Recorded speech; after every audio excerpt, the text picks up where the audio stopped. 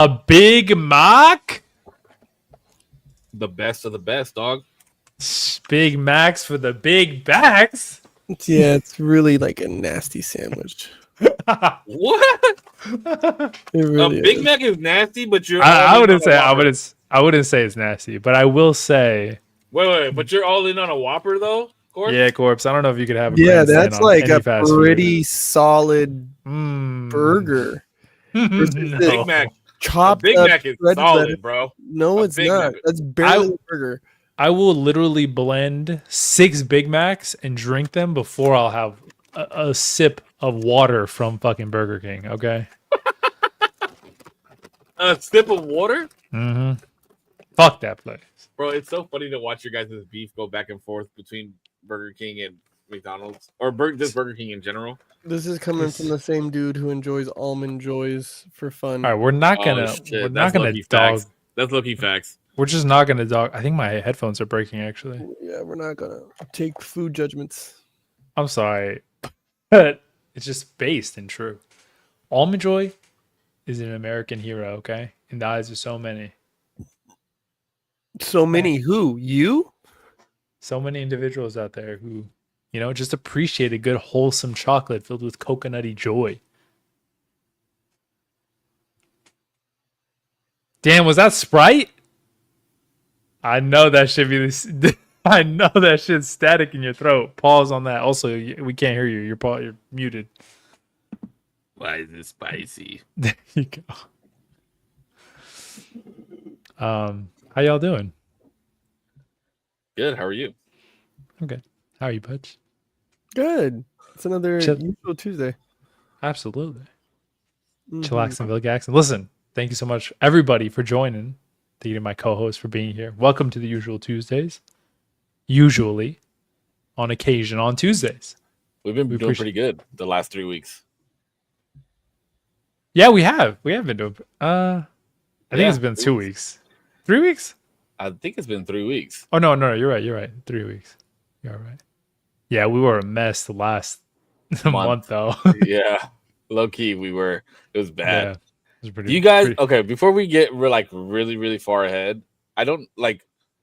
Gaming is just in such a good place right now with the games that are out, and I'm just like having a fun time gaming again and streaming, and it's been so much fun. But that also like brings out new like content creators that haven't been out, right? Have you guys seen the burnt peanut? I think you reposted a TikTok of him. And I think I saw that. Bro. He's funny.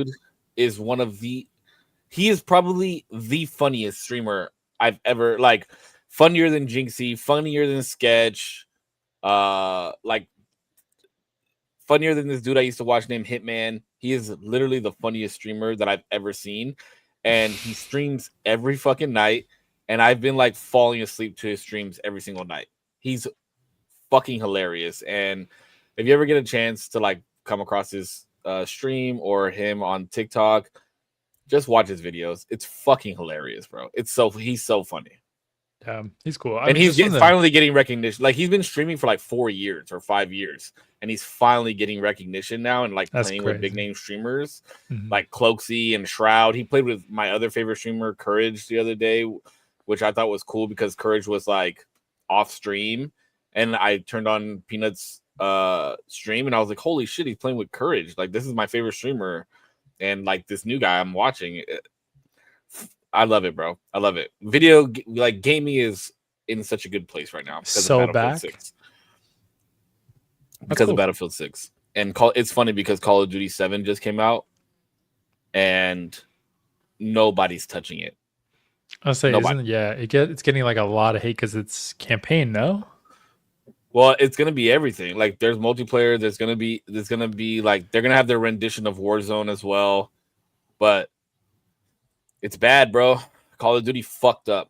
They had something so perfect with when Warzone first came out. It was perfect because I don't know if you guys know this, but like originally Call of Duty came out with another battle royale called Blackout, and it was okay. It was okay, and then they like wiped it from everything, and then they came out with Warzone, and Warzone was perfect. It it was perfect when it first came out.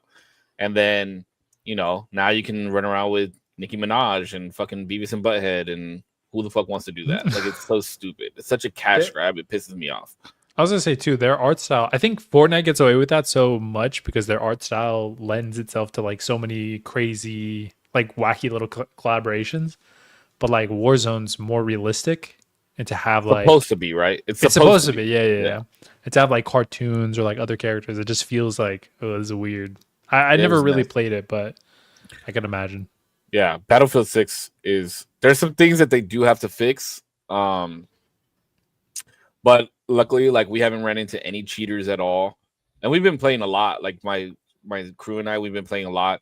No cheaters, which is the number one thing that we hated on Warzone. The visibility kind of sucks, but I'm sure they'll fix it.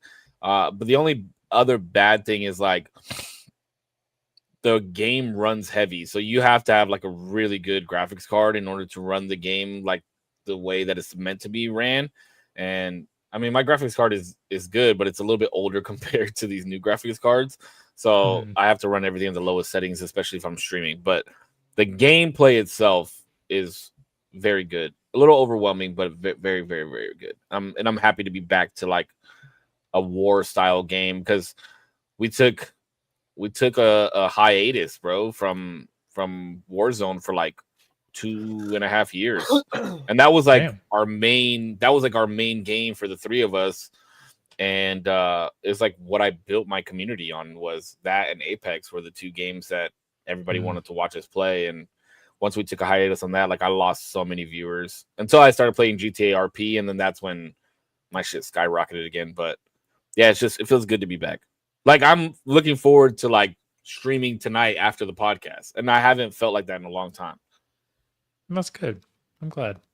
Were you still playing that? I don't know what it's called. That rat game, Rat Chef. What is it called? Oh, Restaurants. Yeah, that's a fun little game to like if you're just tired of shooting people. Yeah. It's a fun little game. But yeah, we're still playing that. We play that off stream now. Okay. Yeah, I remember you we chatted and you said you were big into that too. It's fun. It's a stupid fun game, but like not a game that we're gonna be like consciously trying to play all the fucking time. You know what I mean? You're not like trying to like try hard in it. You're just chilling. Yeah, because it's not. This is like gonna be braggadocious or whatever, but I don't give a fuck. So it's always been like the three of us, me, my friend Maddox, and my friend Go Pig, and we like are the trio that always runs these shooting games together. And the max you can play is 4. So like we always have people trying to rotate into our quads. So we feel bad sometimes because like tonight I'm going to hop on, like after the podcast, they'll already be on, and then they're going to have to kick somebody out of the Discord call because I'm getting on. And I always feel bad for that. But it's like, I think people that are in our Discord know that if you see the three of us playing, like you better hurry up and try and be the fourth one because things like that. Like get in line type shit. It sounds bad, but like I don't know. No, but you guys are the main three. You know I mean? Yeah, I get you. It's our Discord, you know, like it's our it's the three of our Discords. Like, yeah, it's just. But I do feel bad because we have to rotate people in sometimes, and I just feel like first come first serve. No, I get you. Okay, enough rant about video games. I just wanted to talk about the Bird Peanut. He's fucking hilarious, bro. No, that's cool. Putch, are you hyped for the video games? No, for this weekend. Oh, yeah. I am. That thing. Yeah, he's like, I forgot all about that. No, it's stressful, man, and it's crazy. Like when I sit and I like recently, I've kind of thumbed through to look at other organizations that have put together events, and it's like, yo, they actually have a whole organization behind them. Like, and I'm kind of doing this by myself, you know. Like I definitely have people who've like reached out to help and have lent help in certain ways, but the planning and coordination and financial responsibilities all been me, and so it's coming to its climax. So I'm definitely tired, but I'm excited. I'm excited to see people dance in the city and be trying hard, like their hardest. And yeah, to be able to name a champion, the first ever. But when it's all said and done, though, like all the financial burden, all of this, you being tired, like ultimately, the return is more, right? I'm not just talking about like the financial return, but like the return is more, right? Like, your notoriety and all that shit. Not exactly. That's a part of the gamble too, right? I remember I got booked for an event in Colorado, and it was explained to me one way, but then when I got there, it was something different. And that same organizer had a similar issue about a month later, where I was supposed to be at that event, but I was like, no, I'm okay. And it was so bad, like people were packing up like 10 people to a room Damn. because bookings were not booked, and Yeah. rooms and cars were not booked, and motherfuckers per diem did not make it, you know? So yeah, it could be detrimental to your reputation if the event's not good. And then you go down the rabbit hole, well, what's good? You know, what's a good event? Yeah, so again, my hope and prayer is that there's no rain, right? That it stays dry. And second is that just that people have a good time. I want people to have a good time. I could have made it a, just a tournament where big names come, like heavy hitters come. But I specifically made this for the rookies for a reason. So I'm hoping to see young new faces and people who can be excited for the first time. Have you had to like talk to OPD and stuff and make sure that they know that it's going to be an outside event and stuff like that? Yeah, I've spoken with OPD. I'm going to give them another call just to kind of remind them. I have, I have permission from the location, right? I've even went as far as to go speak to the people across the street. Where exactly is it going to be at? We're going to be at the Oxnard Masonic Lodge, right there by the POW. Oh, so right there off of 5th and K. So there's literally no houses, but I even went to the neighborhood across and knocked, and I was like, hey, just want to let you guys know this is what's going to be going on, blah, blah, blah. I'm going to call OPD again. But it's a Saturday night, you know what I mean? And music's allowed to play until 10. And on 5th is crazy, but on 5th, bro, there's no cops. Nobody goes there, right? So we're not going to have an issue, but it's already been taken care of. I just hope that they sit on it. You know what I mean? I hope that they sit on their words. Yeah. Other than that, I'm tired, man. I got a dude I'm collabing with from the Philippines. I got this person coming from over here. I've been getting DMs from OGs talking shit. Damn. Yeah, everything, bro. Just about the event, or what are they talking shit on? Like what? All of it. Just how dare you throw an event? How dare you throw an event and not reach out to any of the OGs? Who are these judges? Who are these people? Do you even know who I am? And it's kind of like, hey, dog, actually, I know exactly who you are. Yeah, but you got motion, bro, because you have Beast Camp behind you. Like that's like. No, I don't. No. I'm not saying like representing the event, but I'm just saying like it's not like you're wolfing it. Yeah, it's not like you're just some random kid throwing a fucking event. You know what I mean? Yeah, kind of. You could pull some weight. Yeah, like you have strings to pull if you ever needed to. No, I don't. There's no really. I don't. The camp don't back me up that way, which is cool, right? Because I don't back them up that way. I have no reason to validate who they are or what they can do, right? I've always told Sherwin, just do what the fuck you want, bro, and we'll deal with the rest, right? Like, so for me, I just do whatever the fuck I want, and I'll deal with it later. Like, no one's gonna stop me. And I told I don't want to say his name, but I told him, like, I've reached out to you. I've reached out to my OGs. I've reached out to my veterans and heavy hitters about coming and judging. And when I have somebody who wants to charge me $1,200 for their services, I'm Damn. sorry, bud, but I'm going to go in a different direction. Mm-hmm. You know, you're worth that money. I'm not here saying you're fucking crazy for charging me that money. I'm not saying that. We just ain't got it like that, pimp. I just ain't got it like that. That's where motherfuckers get real confused. Yeah. Confused that my inability to pay them is like as if it diminishes their value. It's like, no, actually, your value is so high that our event isn't there yet. It's still in its virgin infancy, and you got to let me cook, right? Or you bring your fucking price down. Yeah. But I'm not asking for the second one.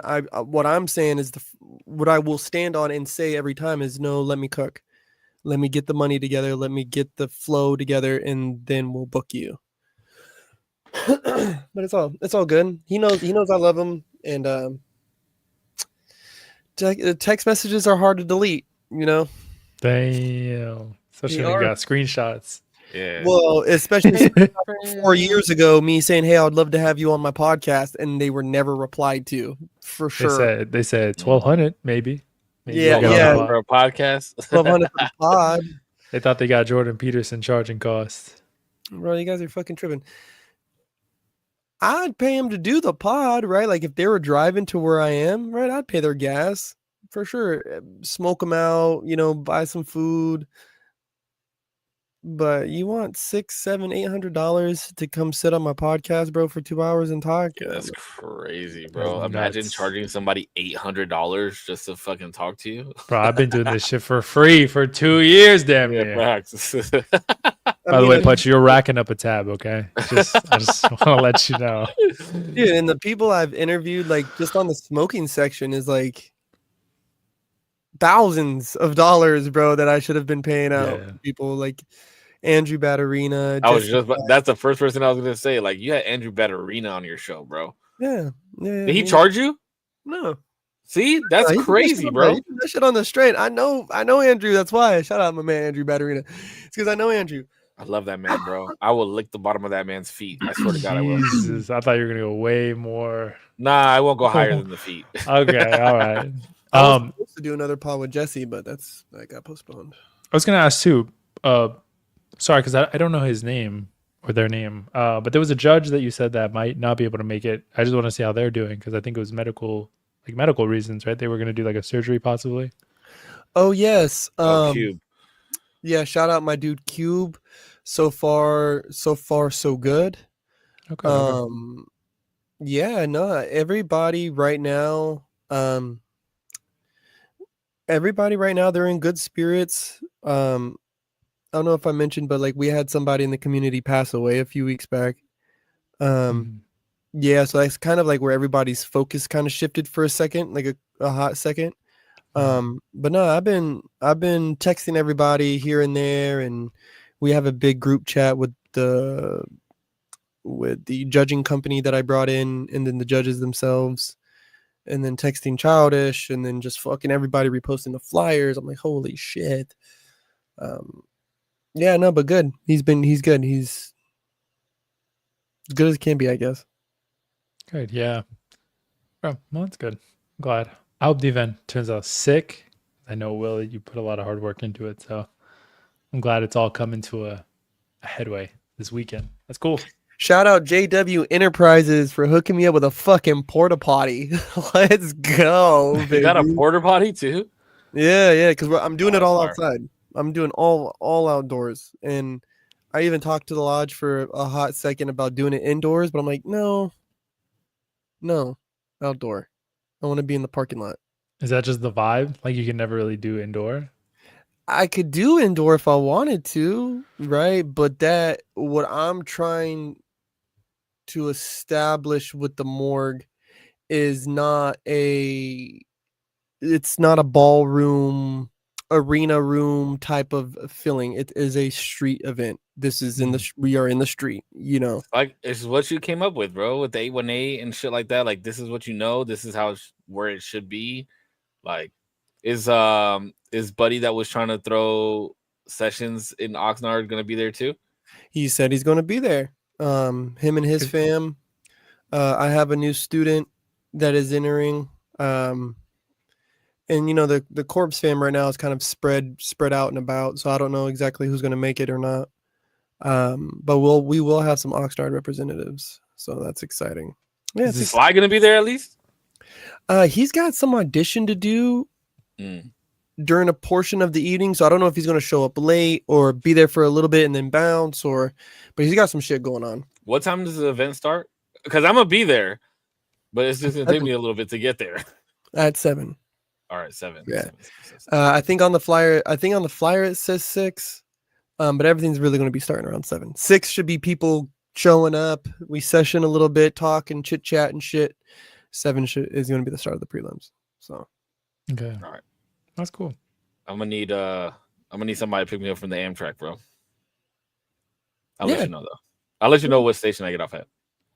Yeah, because if Oxnard would probably be the better station, right? Yeah, if you're in Ventura would be the quickest if you're off the train anywhere like around like 4, right? Like I'm gonna try and get there before 4.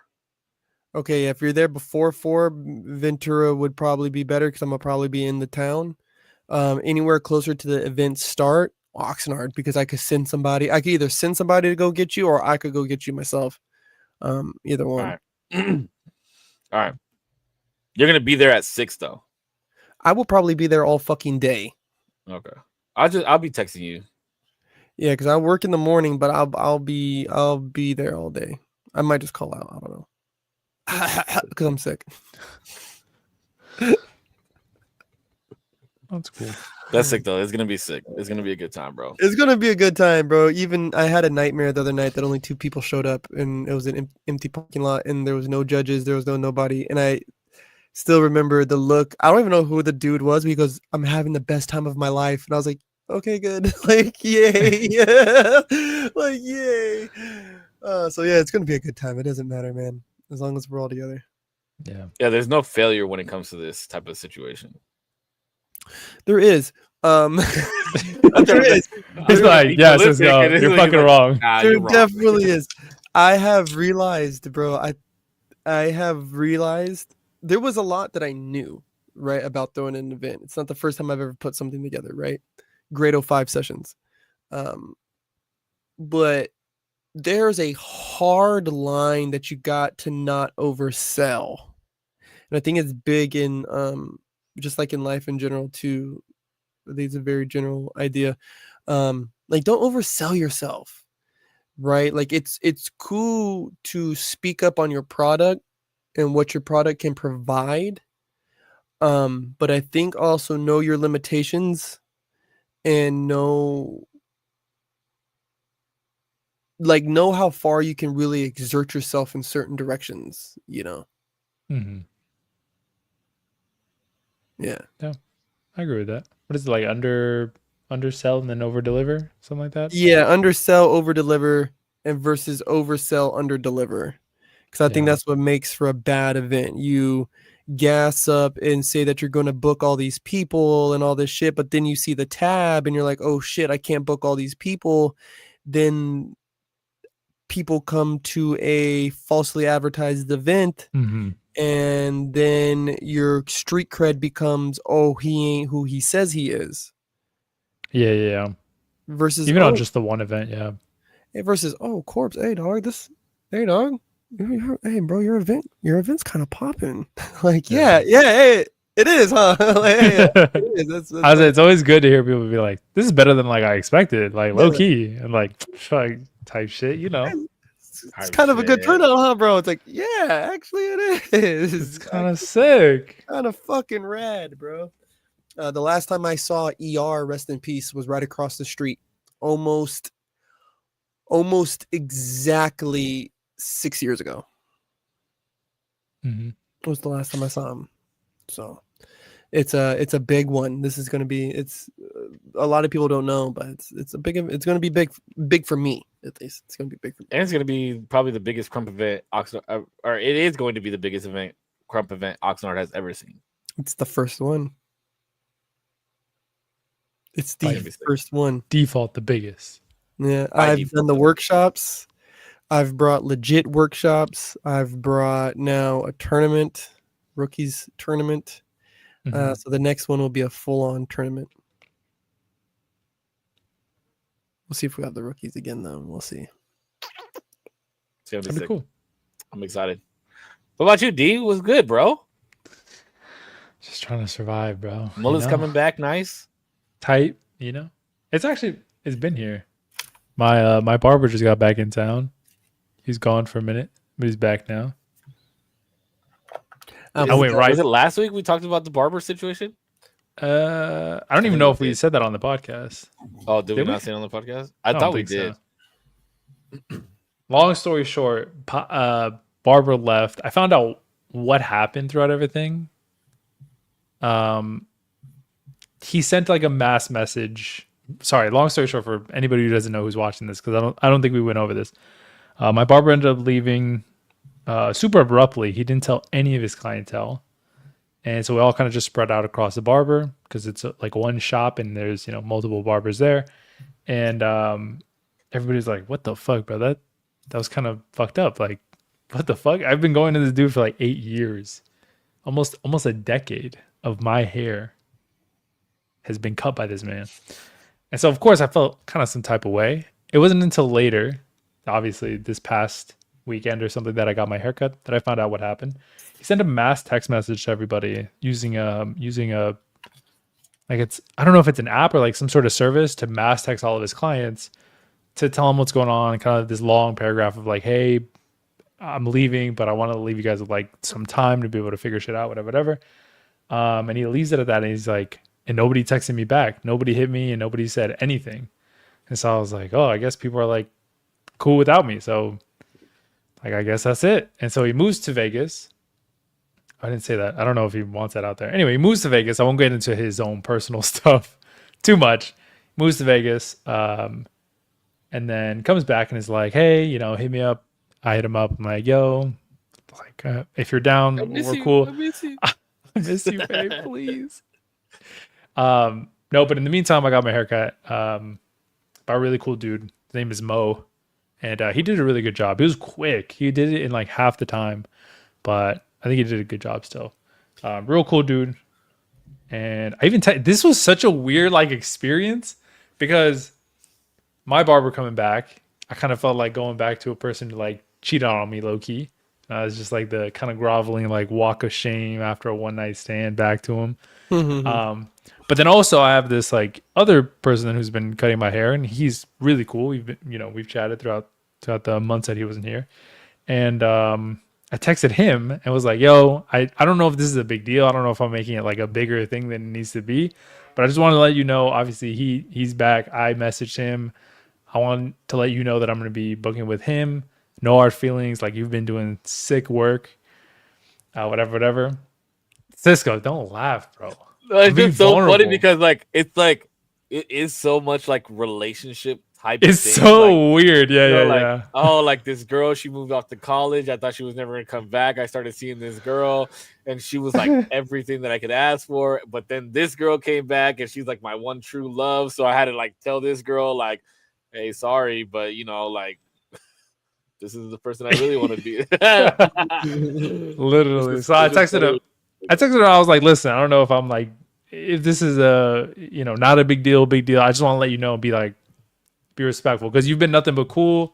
You've cut my hair. It's been good. You've been doing good work. So I don't want to just be like, peace, and like never tell you anything.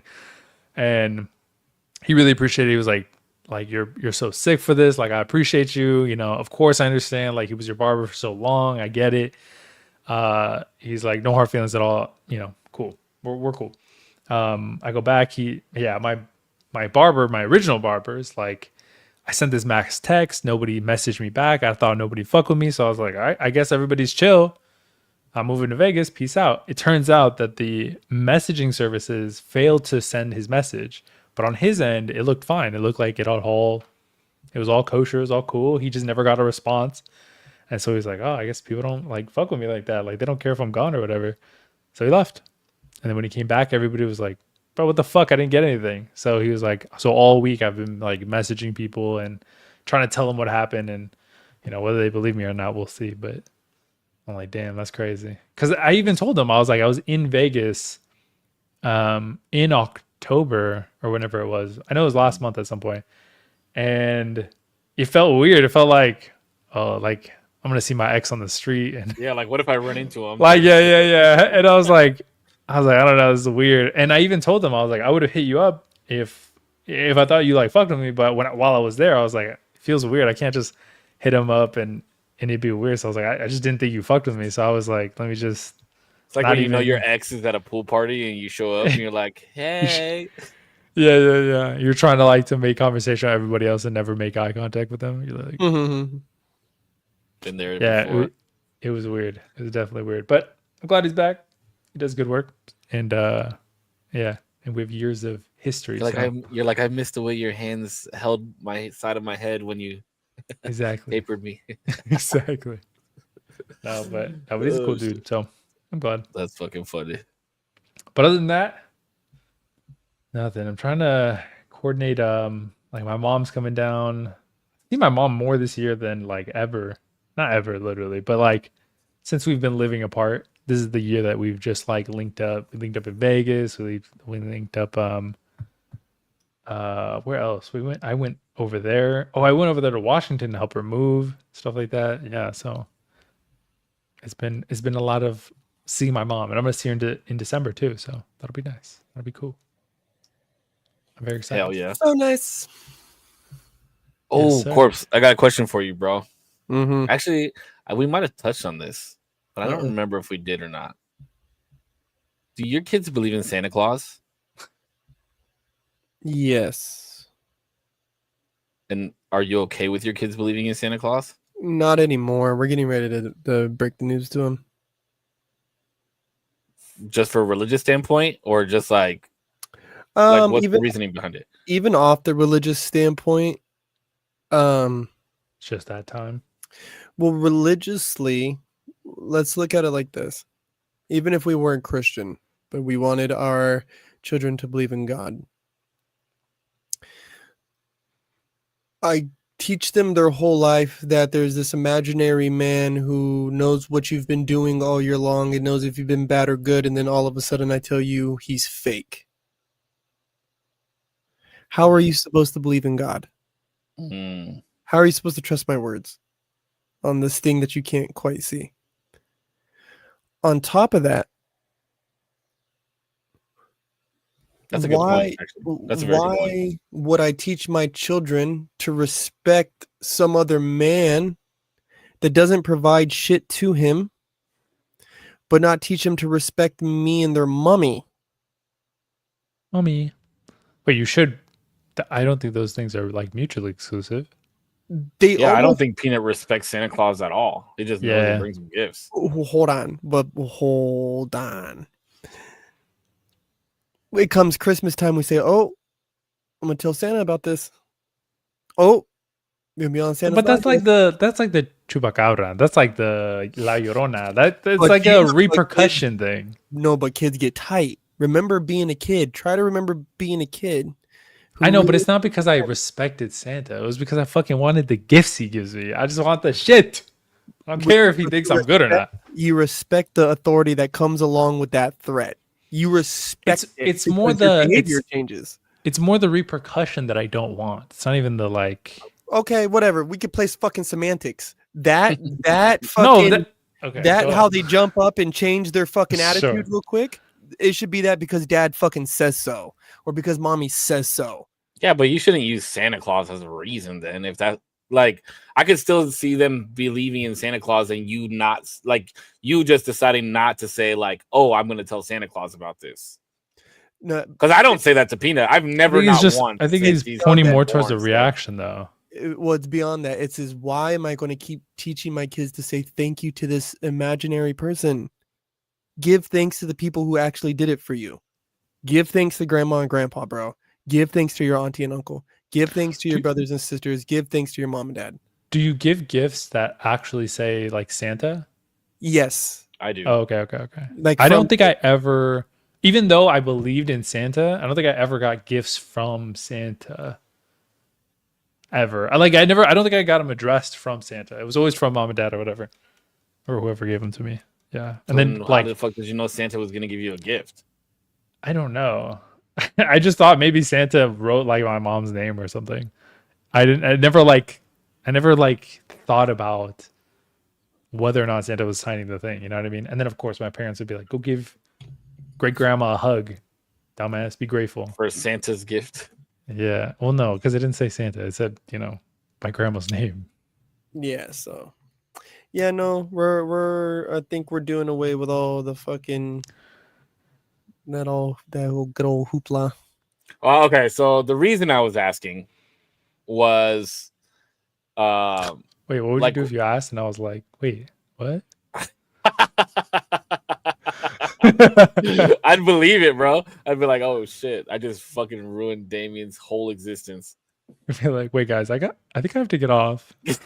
You're like start sobbing. You're like, Mom? Mom, what the fuck? All these years? No. The reason I asked, and I think we talked about this on the pod, like in the first original 100 episodes, or the first original like 50 episodes, was what white lies is it okay to tell your children? None at all? None. There's none that are okay. There's none that are okay, but we've allowed ourselves to make some acceptable. But I think that's it's really murky. There's some shit that ain't my business either, right? Like there's some stuff that just ain't your kid's business. But to flat lie to them, I just don't think that they deserve that. They're not owed that those discrepancies. Wait, they're not owed the lie? Mm-mm. But are they owed the truth? Yes. Why? They're children. I think some things with like death, it's probably fine to white lie them about. At least until they can really grapple with that. That's why it gets weird, right? Like some stuff just ain't their business. Oh, how did they die, baby? That's just not for us, right? Like I don't ask that. Oh, how'd they die? I really try not to ask that question as much anymore. If I didn't already know, like if it wasn't already made privy to me, then it's just not my fucking business. Yeah, I don't ask that question at all either. I never asked that question. Do you get what I'm saying? I think there's a weird line that we have to have self-control over as people and to teach our children, like, hey, that's not a nice question. You're not being mean, baby, and you're not being disrespectful. It's just not a nice question, baby. That's questions that we don't ask. Versus like white lying to them, like what's a white lie? Like Santa Claus, okay, Easter Bunny, okay, that's cool, right? Like you allow them to participate in these festivities, but okay, let's just not take it on a religious standpoint. Let's just ex-nay that. You tell them Easter Bunny, you tell them Tooth Fairy, and you tell them Santa. Oh, Tooth Fairy, there's a good one. Tooth Fairy is the one that I'm gonna try and write out the longest I possibly can. Yeah, that one's kind of like, that one doesn't bother me as much. Easter Bunny, I don't think Peanut even knows that there's a fucking Easter Bunny. I don't fuck with the Easter Bunny. I don't fuck with Easter Bunny. Don't. I don't fuck with that. I don't. Just because I don't even fucking know how to tell the story about the fucking Easter Bunny. So like, there's a bunny that lays eggs. That's it. It's symbolic of fertility rituals. I'm good. Oh, bro. Like, peace. I'm all the way good off that. But all we teach our children is that we lie. And that it's okay to lie. Nah, I don't think that's how it works. Because like, let me just give it to you the opposite way, right? Let me give it to you the opposite way, because Damien said it himself, like the whole dying scenario, right? Like Peanut believe, like I don't know where the fuck he's heard it from. I don't know if it's school, books that he's read, whatever the case may be. But like, I don't believe in heaven, right? Like I don't believe in the heavens. And Peanut thinks that when something dies, they go to the heavens because he heard that from somebody. I don't remember exactly where he told me he heard that, but like, it's lying to me if I say, oh, like, yeah, they're going to the heavens and this is what, because I don't believe in that, right? But that's like I tell him, like, yeah, they're in the heavens, son. Like, whatever you believe the heavens is, that's where they are. So then what's the truth? Well, it would be my truth, right? Like what I want him to believe. What's the truth though?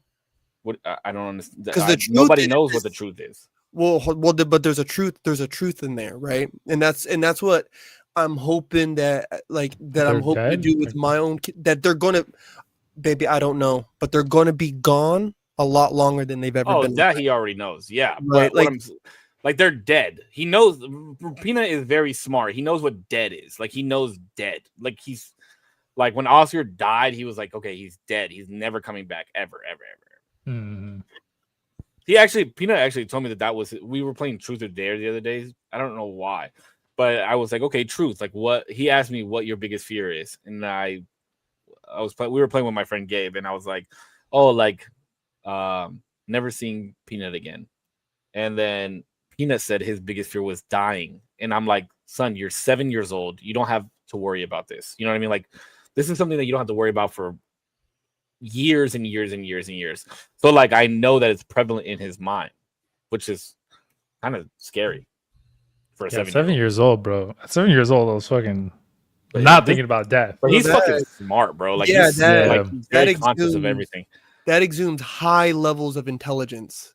Oh yeah, he's high levels of self-awareness. Yes, that is like haven't you guys noticed that when they do these exercises with animals to test their intelligence, like peak levels of intelligence are animals that can question their mortality, or they have questions of mortality. What was the fucking name? It was a gorilla. It was there was some the one that got sick. I don't know if any the one that got sick. Can any animal really? How would we even figure out what animals question? There was a gorilla. The motherfucker could do all the shit, right? Yeah, and then he had like a white lady with blonde hair who he would sign to. I know exactly who you're talking about. Jojo or something, Joey or some. I can't fucking remember, right? But yeah, it was kind of not like super recent, but not like uber long ago. No, it was like late 90s, I think. Late 90s, if I remember, because I remember they did Mighty Joe Young around the same time. Anytime I heard, I'm fucking cold. Anytime I've heard any sort of like sign language thing, I thought it was always boiled down to they kind of can memorize signs, and they got like obviously that positive reinforcement. Post that, please. Post what? He's talking about the story. I'm sure. Oh if shit! Kelly's in here, she'll find it. I'm coming. I'd heard about all of these, like not all because there's not like a ton of them, but any time an animal is shown any sort of language and we're perceiving it as them communicating with us or having some sort of level of intelligence of understanding what they're saying, it's a lot of the times just from what I've heard, at least I haven't looked super deeply into this, as a lot of the times just that positive reinforcement just kind of being played out all of the time with the signs. I would vote against that anytime anybody says that's what it is. I just like don't you've think owned a dog animals before, right? Like would you agree or not agree that a gorilla is probably smarter than a dog? Yes. Maybe. There's no way. Maybe. I really don't know. Maybe.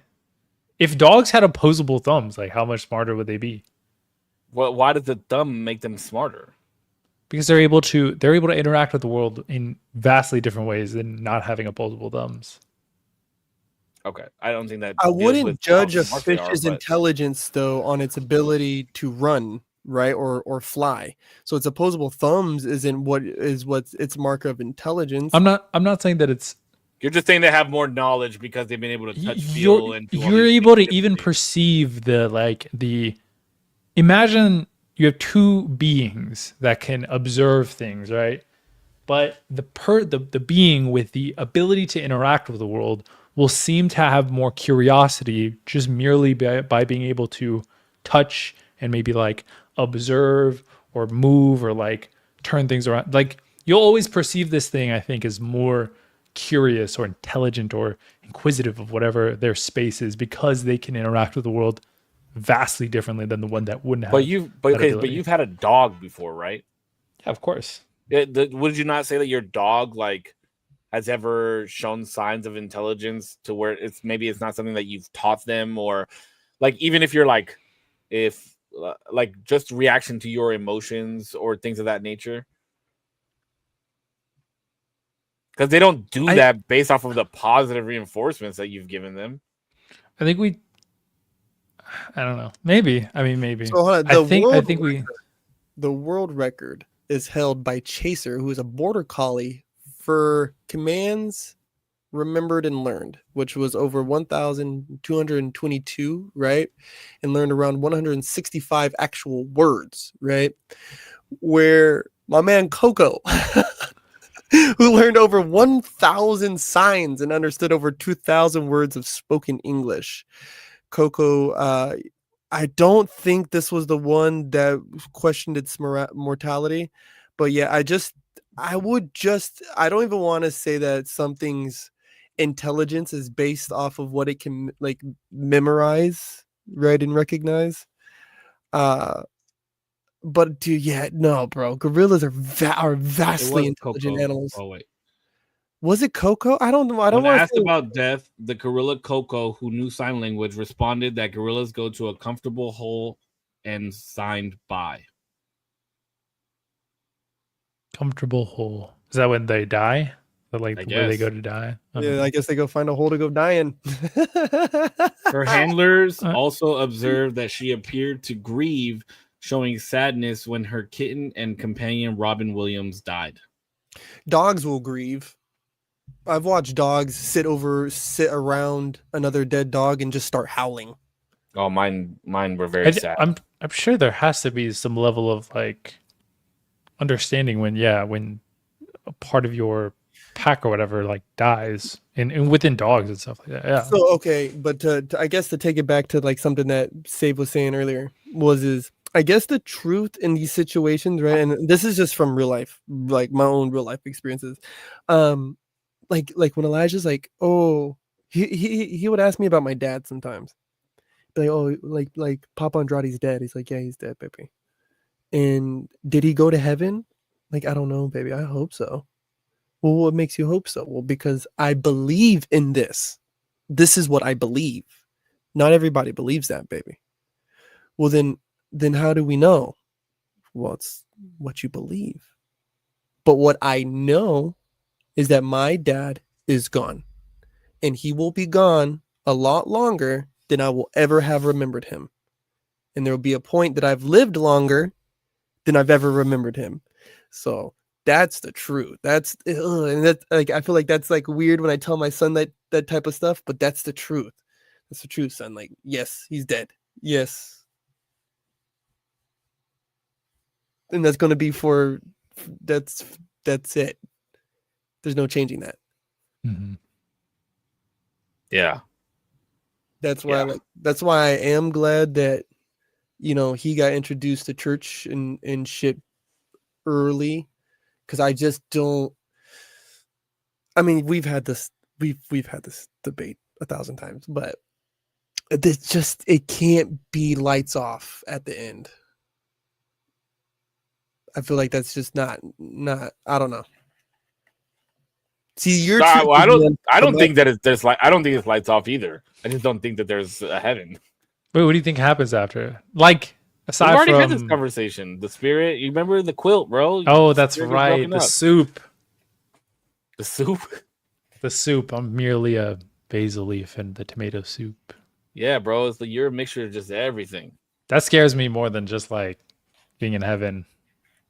That scares Like you more? like a lot of like talks about heaven. Eternal life, like living forever, isn't a scary thought. That's a scary thought, but so is like there was obviously I have so much buy-in into who I am because it's who I am. It's all I known, right? But then when I'm gone, the idea of like being cheese grated into this like existence and put into so many different things is like there's no more me.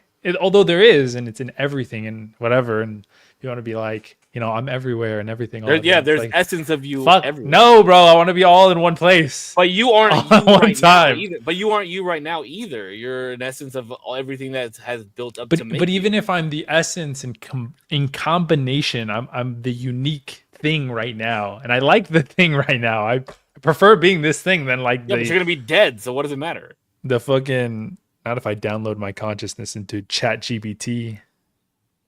That would be sick. That'd be wild. I wouldn't do it either because it still would. I mean, maybe I would, but it wouldn't be me. I'm me. You know what I mean? I could only make a copy. It wouldn't actually be Well, me. your brain and you are not the same. I kind of is. Mm-mm-mm. I mean, my soul buddy. is like Yeah. it's like a whole different thing. But me, who I am, who's speaking to you, is my brain. There's a little soul in there. There is. No, there is, but I don't think it's interacting with the world in language in our day to day. Yes, Usually. Your yes, brain I is agree- the I agree with computer. You're the person sitting at the computer. I don't think know if I so. believe that one either. I don't think your so. brain is much more powerful than you being able to take control of it. I think I'm That's the I'm crazy the part about it. even if I'm the person at the computer, my soul or like me is whenever I'm like, keystroking and I'm doing something I shouldn't be, I'm the one that's like, hey, you shouldn't be doing that. And I'm like, yeah, but I'll get away with it a little bit, type shit. And then I do it anyway. And the me is like, hey, I told you not to do that dumbass shit. And look where you are. I'm like, yeah, you're right. My bad. That's an interesting perspective. Yeah. No, yes. Your brain is so powerful, bro. Because you think that you're in full control. Your brain can snap into 5 different consciences in 1 second. Right now, it could happen, and you're never gonna be in control. It's fucking crazy. Yeah, it's nuts. It is crazy. The way that the brain is structured too. It's crazy to see like companies and things like that and like how gambling works and stuff to hijack your brain to be like you could be losing with a smile, bro. That's what gambling is. You're fucking losing with a smile, loving it every second of it. See, like That shit is wild. 2 months ago, 3 months ago, I'd have probably agreed a little more. But I think With which part?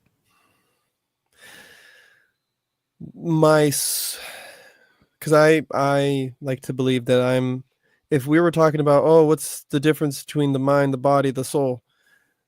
And so the soul to me is the person sitting at the computer. And the computer is the brain, which I'm keystroking on and pushing the buttons. And that's what's causing me to do all the things in this world and have these experiences. And it was an important take that when I heard, I start doing stuff that I'm not supposed to be doing on the computer. And then I have to turn around and tell myself, no, don't do that. Where I would have agreed with that more before, but now I'm going to tell you, you just have a busted computer.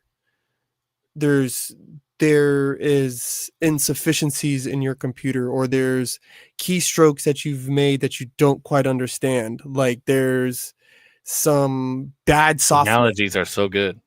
There's some bad software. The screen LED is going out. The pixels are frying up. You got a crack in the screen.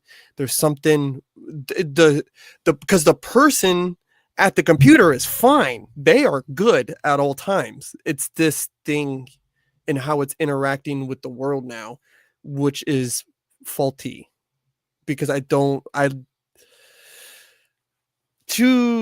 saying a few months ago, I'd have probably agreed with that a lot more. I don't know how you could ever explain like a wrong action then in that analogy, because although you would have incorrect inputs, you could just not do them if you didn't fully understand them. But you as a person don't do that. You make mistakes even when you know that you shouldn't do them. Even when you very extremely explicitly know it's the wrong thing to do. It's not that you have malware. It's not that you have any sort of ill input. It's because you have Impulsivity. Impulsivity, exactly. I was going to say cravings, but that's actually a better word. You have some impulsive, think that you can get away with it feeling of like, it might not be bad this time, and you're tricking yourself into believing that. And so you go forward with it anyway. So I would want to reframe that because I can see how you come with that question as if it's a series of apps that we're flipping through, right? Like you click into this app and dive into this, and yeah, next thing you know, you're scrolling on this, and now you're on Twitter, and we know what Twitter is good for. Nothing. I would reframe it as think of like keystrokes, right? And you're typing this long thing, Mhm. and before you know it, words have a lot of red lines underneath them. And then you start making some choices. Well, I could go back and correct that later, or I can change it right now. What am I going to do? Or am I going to change this word? And so I think that there's parts of the person at the computer, right? They begin moving a little too fast, right? And they're not making the 3 deep breaths before they have a reaction, right? Or the next action or the next backspace, right? I don't like to think, I don't like to believe, and I bump into a lot of heads with this one, is I don't like to think anyone is inherently bad. I think I've said that many times on this podcast though. I think we've all agreed to that. I think we've all agreed, right? Yeah, Yeah. I don't think anybody's inherently bad. So I just don't think that they're inherently bad. And this is something that, you know, I learned through bhakti yoga, but it's also which is interesting about the whole heaven topic. Something about also, you know, the Christian and Islamic and Jewish faith is their heaven isn't just this place of like streets of gold. It's about being close to God, like being close to him is heaven. Right. And so I think that sometimes when we keystroke and we start getting a little further and further away from what we were actually saying and it becomes mush, you know, that is when you start seeing people who are making worse and worse decisions because they're just getting further and further away from what they're really trying to say. Do you think the computer can act on its own? In this analogy, the computer is like the brain. We're arguing whether or not not really arguing, but I'm just trying to understand more like whether or not you think the brain is you or how much of that is you.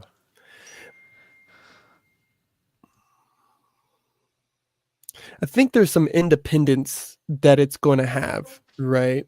Mm-hmm. Because it's its own fleshy container.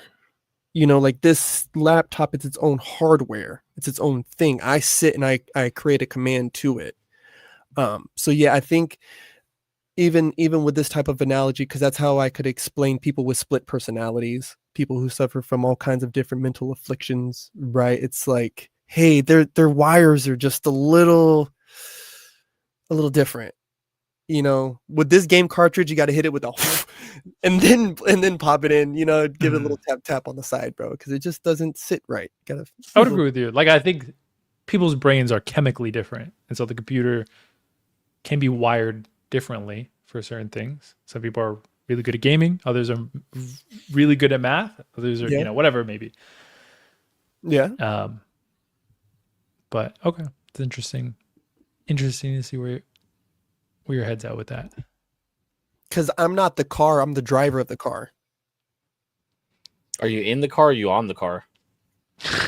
I can get on it, but if I crash into somebody, I'm definitely in it, right? And they don't charge my car with manslaughter. They charge me with manslaughter. That's where Unless you're driving a Tesla in full automated driving, then rules get shaky. No, the driver can still be the driver will still be charged. I Currently, remember there was a case. But it depends on the level of self-driving. Anyway, that's not nor here nor there. That's neither here nor there, fellas. Because there is things like Waymo where there's actually no driver at all. Ooh, Save, before we move, I want to ask you, what if I told you though that heaven is that? The heaven is what? That heaven is what I believe it to be? Being with the oneness. With the oneness of it all. That is heaven. That is heaven. No, but I don't believe there is a oneness. I don't believe there's just one. You become a part of the soup. No, but there's millions of soups. There's not just one soup. What? Okay, Yes, we but take talked all about it. those, take all Wait, those that's- millions of okay, soup. like I'm a soup, you're a soup, D's a soup. Like we're all just soups. Okay, well, okay, sure. Maybe you could put it that way, right? Like maybe we are just one big soup, and then like it gets ladled into the next person. You a know what I mean? different Like bowl. Yeah. I've never thought of it that way. It could very well be that. Sure, all the sure. soups in one. All the soups in one, You're and all a then you part just of it. get, and then you just like get ladled out a little. You know, a little bit of this soup gets ladled out into the next person, and a little. I mean, listen, that could very much be it. That very much could be it. What if- I'm not opposed to thinking that. Actually. What if when you pass away, you just look up and there's a lunch lady ladling a soup into a bowl, and then you get reincarnated? Oh my god! That'd be crazy. Well, I was gonna say the same thing to you, actually, Pudge, was because you said there's a belief that heaven is your closeness to God, right? Yeah, it is heaven. So, like, it is that. So, what if it is just that you, for that second, right before you pass, you know, there's people that say they see the white light or they see this and that and the other. And I'm sure there's like a whole scripture on what it could be, but we don't have to go into all that. But what if it is just that, right? Like at that moment, right before you take your last breath, or the second after you take your last breath, you are just with God for a split second, and then it's lights out. Like, what if that's what heaven is? Oh my god! I would examine The that acceptance even- of like, okay, you lived life well. Here I am. I wasn't make believe, and then poof, now it's done. You know what I mean? Theologically, even amongst Abrahamic faiths, they've all argued whether or not there's an afterlife, right? Because that's borderline, it's borderline reincarnation, right? Though my thing is if the universe is going to, if it showed itself as this little ball to me in my dying moments, then there's something underwhelming about that idea. Do you get what I'm saying? Like how can What I do you? Oh, yeah. What do you mean? Please clarify, because I'm gonna be like, so what if it's underwhelming? Like you're just saying that. Like, okay, you remember like that episode or that movie Men in Black, and at the very, very end, they're like showing the Oh, they're universe, and then it's like more shooting universes, marbles. and they're shooting marbles. Like that's what we're in. Like if Yeah. that's what it is, then why does it have to be more? Like why does there have to be more?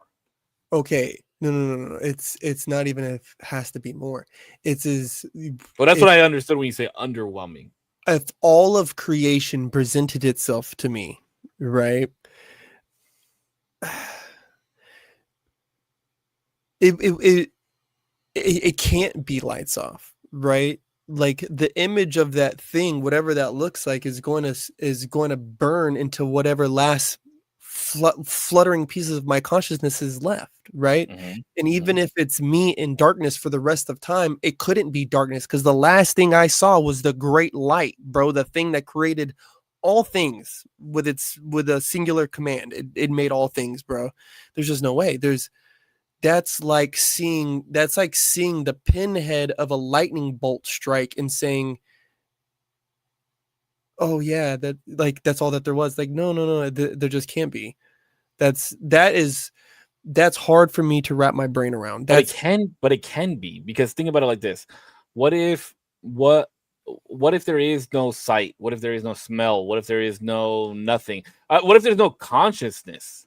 What if we all just become like jellyfish, right? Like jellyfish have no brain, no heart, no stomach, no, like they have nothing, right? I know it sounds funny, Yeah, I but get like you. think like what if when we die, sure, something happens to us when we're gone, but there's no consciousness. Like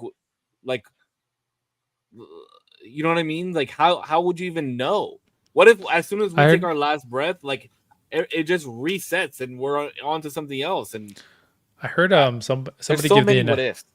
I heard somebody gave the example of like, can you think back to before you were born? And that's what like you could imagine the Terrence afterlife Howard would be. can.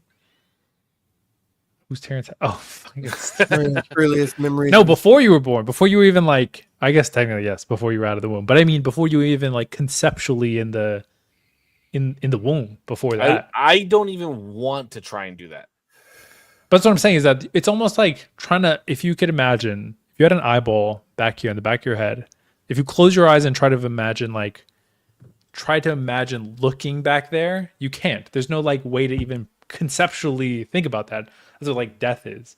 There's no way to even like without consciousness, there's no way to even conceptualize that notion. If that makes sense. It's just I'm okay with the soup analogy. I'm okay with that being what it is. Because again, I agree that something happens. Something happens. It's scientifically incorrect to say that nothing happens. By the way, Crystal Something Waters, I just want to give props. Crystal Waters said this in the chat. That analogy I just gave, that before The eyeball thing? No, before birth. To imagine before birth. Oh. Well, shout out to Crystal Waters. Shout out Crystal Waters. But like something happens. Something happens. I do believe that. But I don't see why anybody would want eternal life, like to live forever. It winds up giving no meaning to your life, to the life. The whole meaning of life is, or the meaning of why life is so great, even when it's shitty, it's great, right? Is because it ends. There's an ending. There is an ending to it. So why would I want to go from such a great life to something where I live forever? Because beauty's not in the death, my brother. Beauty beauty is that there is an end. We beauty is that there is it. Yeah, that's why we cherish our lives, right? But where our life finds meaning and where we find joy is being alive, right? I tell everybody every single day, being alive is pretty fucking rad. I don't want to die. I like being alive, right? But being alive is rad because there is an ending. If you knew that you were just gonna live forever, like you'd be like, it's whatever, bro. Like this is not that great. No, because I'll say like how the Apostle Paul said, to die is to gain. Right? Because you're telling me that through my obedience, right? No, I don't want to get too religious, but through my obedience, not only will I live a good life here on earth, but when my children burn my body, right? That there is a place that the dude who created all of this, the thing that created all of this, I have an opportunity to be near it, and to be near it for all of always. To know the love, to feel the feeling that I've felt loving my children, to feel that every single day, to feel it towards me, for me to feel it in my heart, to feel that feeling again, but also feel it towards me, to feel the sun rays kissing my face. But Korpsx, but don't.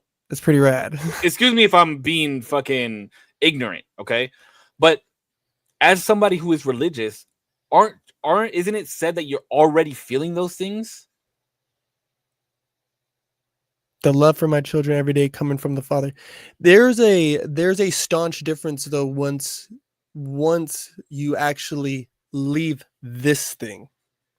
When you leave this thing, this chrysalis that keeps me captive here on earth, there's no filter. You remove the filter. That's why hell is not just a place of fire and brimstone. It's actually a place of where you're separated from source, where you're away from it, right? And our true goal, I think everybody's true meaning in life should be to return to the source. Find. That's why you say, oh, you joined the soup. I'm like, yeah, matter of fact, you do. you go into the pot, bro. Be in with source. Yeah, but you go, okay. So let me just, I guess the eternal life portion of it in my head is that we just keep doing this thing over again. What we're doing right now. No, but just different pieces of us. I think I explained this in the last time that we talked about like what happens when we die. We have a whole podcast about that, right? Yeah, we do. Yeah. Where like it just happens again, just with smaller pieces of us. is what I believe. So sure, maybe I do believe in eternal life as well, but I just I don't see what the benefit of an eternal life could be. I really don't. I don't see it. I don't see what it could be. Because if I like the whole point of it is okay, so there's have you guys seen the movie Just or In Time with Justin Timberlake? Yeah. No, I haven't watched that. No. The Good movie. concept of it is fucking one of the sickest concepts I've ever seen. It's really good. You should watch that movie. It's a good It's movie. very, very, very good. Like you're born. I think. You have like you have 25. At 25, you stop aging. you stop aging, and you have a certain amount of time on your arm on your. Yeah, you have like this Yes, long I have clock. seen this. Yes, I have seen it. Oh, I okay. have. But it like ties in with like wealth and shit like that. So you could have like 250 years on your clock, and you're 25 for 250 years. And these guys are like gambling, fucking half a century and shit like that. Like On their little watch things. Yes. But he says something. There's a rich guy that says something about like, I don't remember verbatim what he says, but he basically says that it's like boring being alive. Like the whole premise of the movie is the guy that gives Justin Timberlake all this time. It's just that he's tired of being alive. Like he's just ready to be gone, like not live anymore. And I think at some point that happens. So why would I want to go somewhere where I'm gonna live forever? I don't think I want that. Not saying that I want to live forever in hell if that is a thing, but I just don't. It's hard for me to believe that that's something, because maybe that's not something that I want.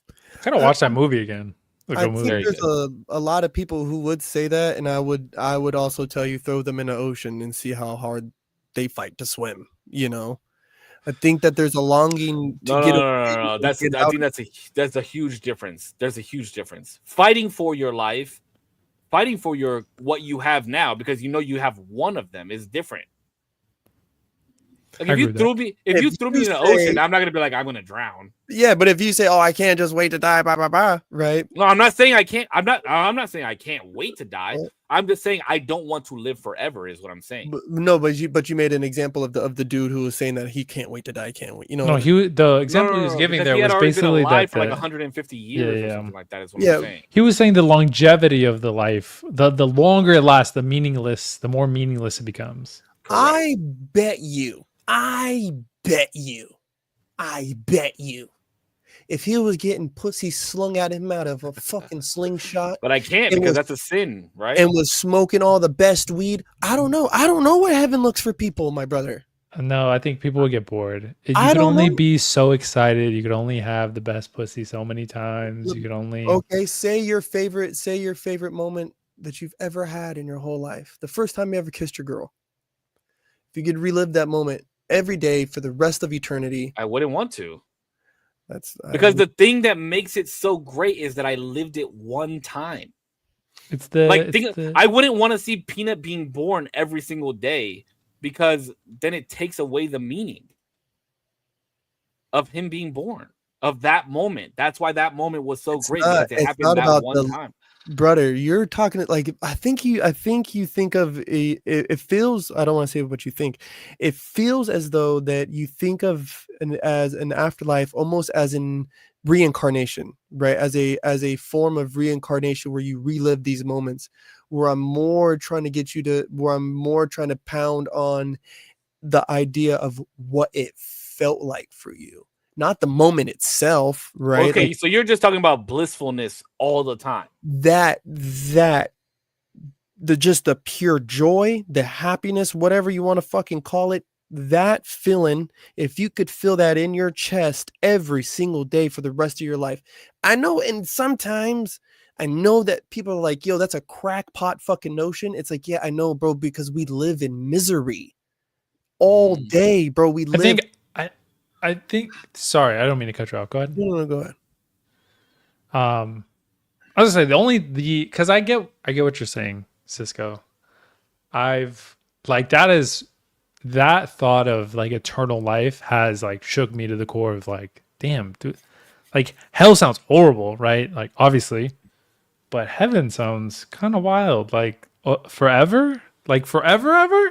That's forever, bro. That's not like That's not like a, That's not just you for a know, little maybe you ever, come it's visit. That's forever. like forever, bro. That's always. Anyway, the thought that I've like come across is like maybe two things.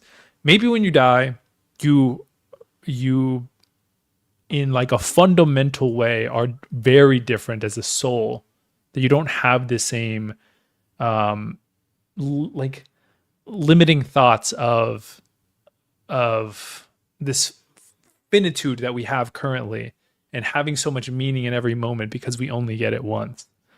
Maybe like soul you views time in such a different way that we can't even conceptually understand it other than like the word forever, but maybe that's not even like actually how you'll experience it. So that's one way. Or the other way Well, that because I've what is forever, right? Like, yeah, it like says we you'll live never forever in blah blah blah blah blah blah total yeah, damnation. and or as in, human we don't have anything that comes close to forever. There's nothing in existence that ever comes to forever. Or the other thought that I had was maybe heaven or God or like the setup that you have after you die is meaningful because it's set up in a way that you'll always be working towards the progression of good or meaning, kind of like life is set up currently. You're looking for the meaning, the bettering of the world or bettering of your situation.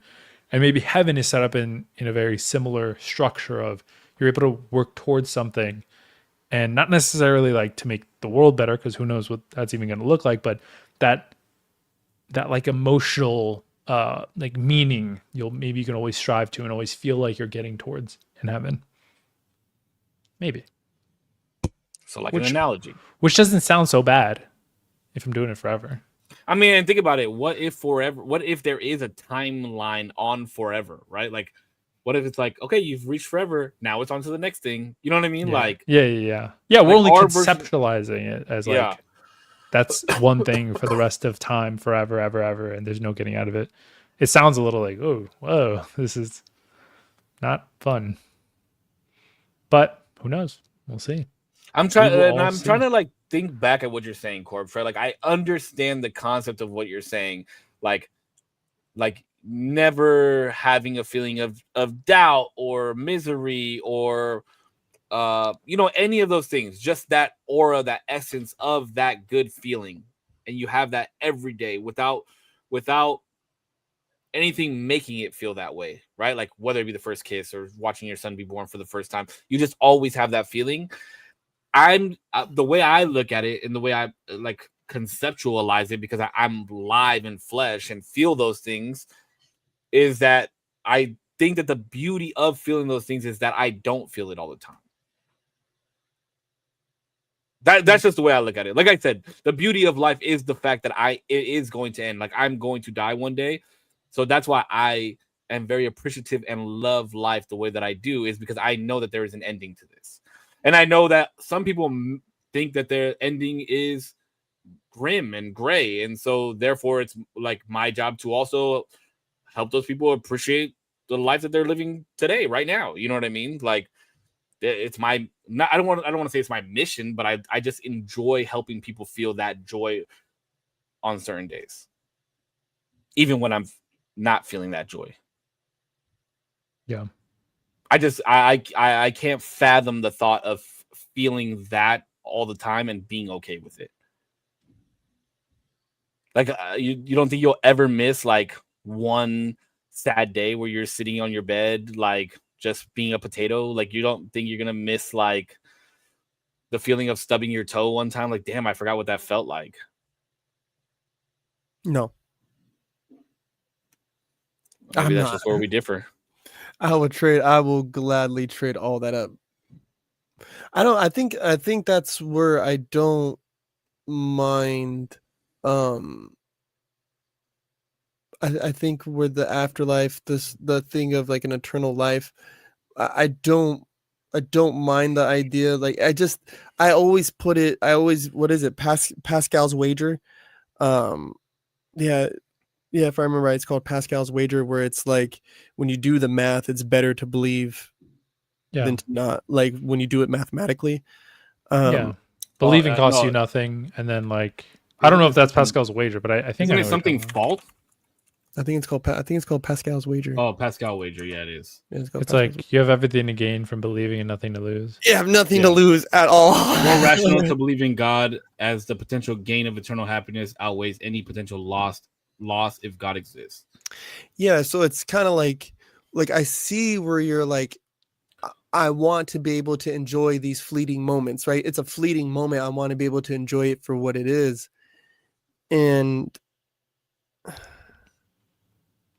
think in some like thoughts too, I feel like you can argue that it's like kind of a disrespectful act to not appreciate the gift you've been given, to not appreciate the moments even when they do suck. yeah, like I respect and I value that notion, right? But when I'm saying, because we all agree that we're dead longer than we're alive. So for the rest of the time that I'm dead, right? Guaranteed I'm gonna be dead. Whether there's something after the dead is different, right? Like that's where we start getting squirrely. If there's a, like you said, the forever point. What if there is a point forever and then we don't know. For sure we're dead. And if I could trade in my wager, does Putch live an eternity where it's blissfulness, happiness 24/7 all day, every day until I hit point forever? Or do I feel the stub toe and I feel this and I feel that and I feel this and I feel that? No, that's more of that's why I'm like, it almost feel like reincarnation, because that's like, now that's me being a human and alive all over again. And I'd rather skip all the bullshit and just give me the good. Like that's the time. But I don't also even think that that's true. Cause like if God opened the door and was like, hey, listen, I'm going to give you a shortcut. Come through this door. You have to ditch everything you've built up till now. Weekend isn't coming, but you get to be here in heaven. We're going to chill. It's going to be awesome. This is forever. Would you take that deal? But no drawbacks. If you say no, it's completely fine. Right now, right this minute, where right now, he walks through. Right now, I'm packing it up. I'm packing it up. And I'm encouraging everybody in this house. Let's go ahead and pack. No, just you. Just you. So you're leaving your kids behind to be with God? Mm-hmm. That is that's crazy. That's wild. Mm-hmm. I would hope my son would make a similar choice. I hope, matter of fact, Sydney better make a similar choice.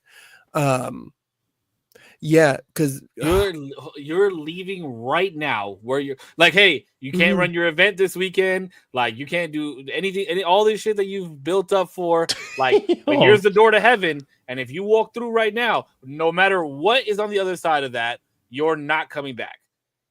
I'm okay with that. No, hell no. Well, that's what I mean. I don't want to say it like this, but that's going to be a fundamental difference, because I'm a believer and a believer in the scriptures. I just don't even think if I was a believer, if I was equivalent to where you are right now, I don't think I'd make the same decision. Even well, because you're not reading the scriptures right? Because Buddhists teach the same things. The Hindus teach the same things. Anybody who believes in anything will teach you the same thing. They're not to leave your flesh and blood. To leave your own flesh and blood. They're not he mine. Is yours.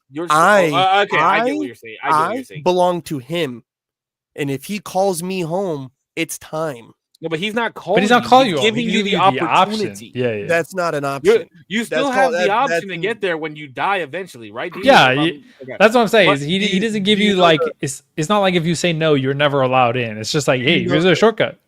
Do you know the scriptures? Do you know the scripture behind Abraham and Isaac? When God told Abraham to sacrifice Isaac. I don't. It was no questions asked, right? Abraham just took his firstborn son, his only child, and not his only child, but his son to the altar, and prepared to sacrifice him. But this is not the same thing. Corpse is what D is saying is, it is hypothetically same thing. No, it's not, because he's not saying you have to come.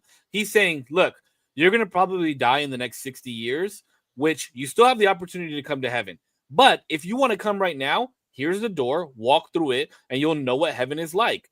But you can't come back. That's what he's saying. He's not saying you have to come now with your child. Come. Like, it is your time. It's not your time. You just have the option to see heaven a little earlier than you would have. 60 years. Mm-hmm. That's He's not what even he's telling saying. you. He's not even telling you how long you're gonna live. He's just like, hey, you live your natural life as intended, and no And you're moment still will be gonna come. affected, and you could still have the opportunity to come if if that's how it's gonna run, or you can walk through this door right now and we'll jam out. Yeah, he's But not saying you but have to it's a come one-way now. street. It's a one-way street. If you go through that door, you can't back out. That's it. You're in forever now, or on forever. We'll debate that later. Oh my god. I'm just kidding. Yeah, no, I think I'm still packing it up. Wow. I'm gonna go ahead and pack it up and roll out, boys. Smell you later. I mean, I guess it is a way to see if like everything that you put your faith into is actually exactly how you envisioned it. But then you can't tell anybody though. Like Yeah. I was right. Like Do you think that you see others? So the people who've passed on, do you think that it's like a shared space? So you could see your great grandfather, ancestry or anything like that? Do you think that's the case? This is just pure opinion, obviously. They never really lay it out what it's supposed to look like. And again, even some theological scholars would debate if there's even a heaven. I just know I'll be close to everything that's ever presented happiness in my life. And those things through my human experience have showed up in different ways. Yeah, friends, lovers, kids, parents, siblings, all the shit, pets, blah, blah, blah.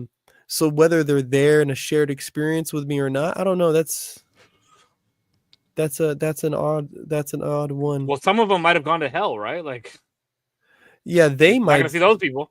They themselves might be there, but doesn't mean that things won't present themselves to me as them in my own.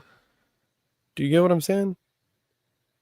Yeah, what if it's just like fucking like You Roller can be in Coaster your own Tycoon, personal movie and you could theater. just you just Roller like coaster. build what you want to build. You know what I mean? Like Like kind of cool.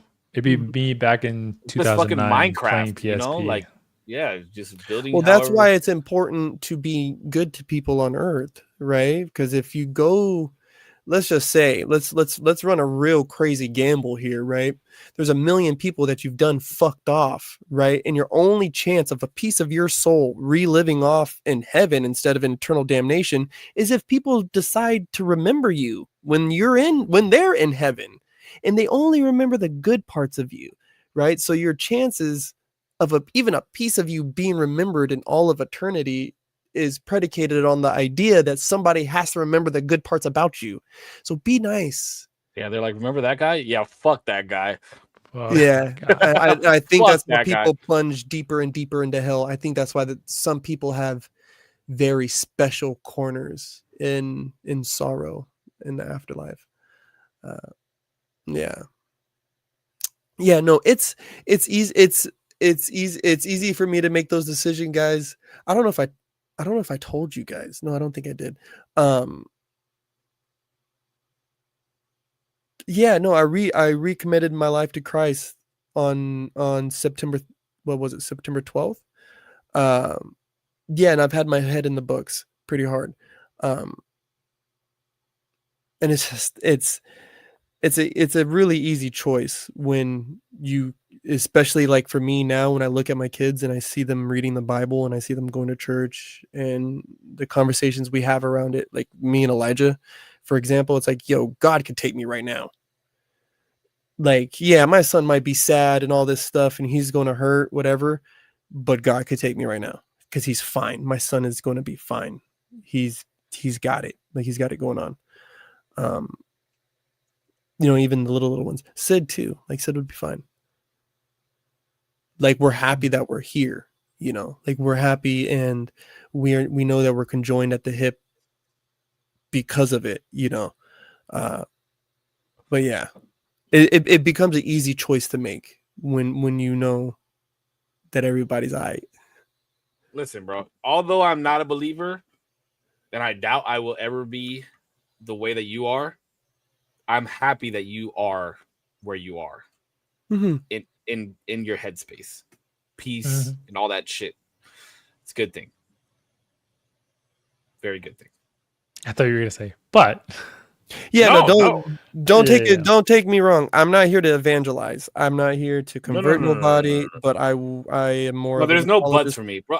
Listen, if you're a religious, if you're religious, I could give a fuck.